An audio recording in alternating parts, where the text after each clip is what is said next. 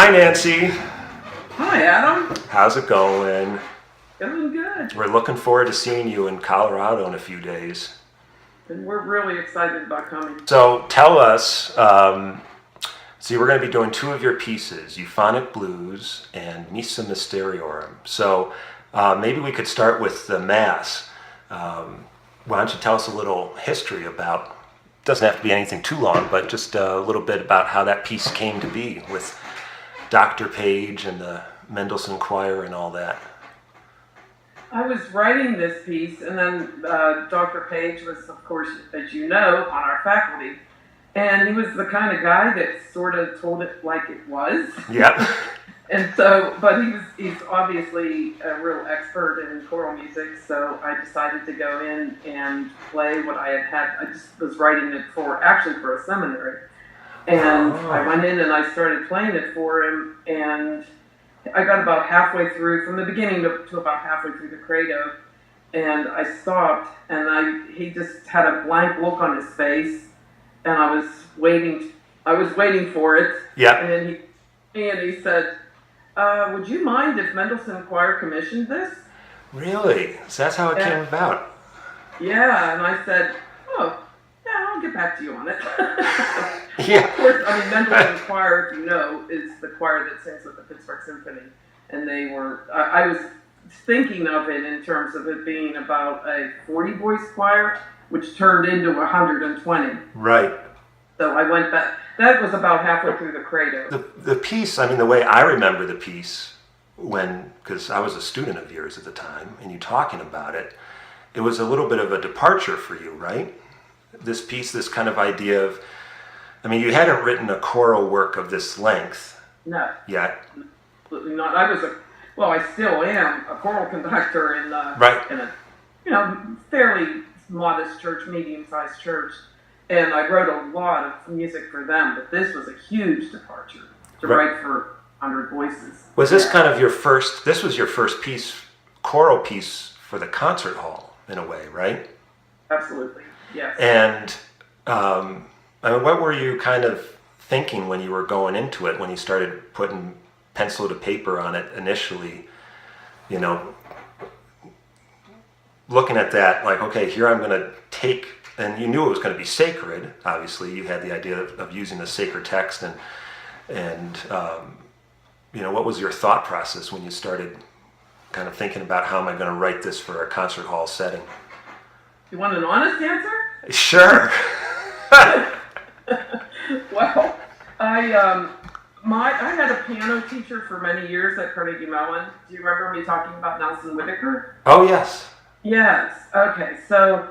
He knew my style and knew that I was also, very involved with the church. So he would say to me many times, he kind of would suggest to me that I should write something that was like the Bernstein Mass. Oh. So as in something that's a little more, would have drums in it and so forth. I like percussion. And so he would throw that. And then I went to hear the Bruckner Mass with wind ensemble, and I thought, I write for wind ensemble, I write for voice, and so I kind of combined, a lot of those thoughts together. Yeah. But I think I wasn't trying to write a Bernstein Mass, of course. Right. It's really nothing like it, but from the standpoint of having some popular elements in it, as well as a lot of percussion. Right. I even had a student once that said, "You're not allowed to have bongos in religious music." I said, "What are you talking about? You obviously don't know me." Yeah, I think there's probably quite a few cultures who would beg to differ on that statement, but yes. What do you remember about the premiere? Robert Page would not allow me to go to a rehearsal. Really? For I don't know how many months. They rehearsed that thing. He wouldn't, because he said composers interfere with the process. But he would not permit me to go to a rehearsal. And when I first came in, and I think it was in the Benedictus part of the Sanctus, that's what he started with. He wanted me to hear first. Uh-huh. And for me, and this is something I've been playing on the piano for, oh my word, I can't tell you how many months. And then I heard that come to life with this choir, and I cried.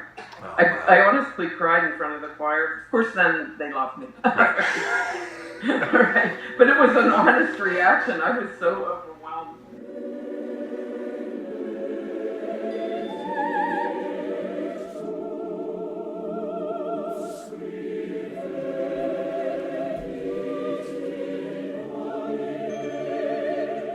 Premiere. Yeah, I was at the premiere.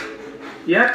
And it was an emotional experience, you know? It really was. It's hard to explain why. Yeah, and I still count it as just seminal kind of concert events in my of my college.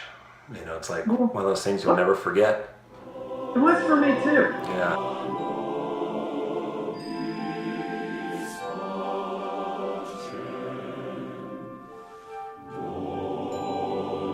We're really, really, really excited. Well, Of course, excited to see you, and we're very, very excited about this. yes, and we're excited to have you out here. So.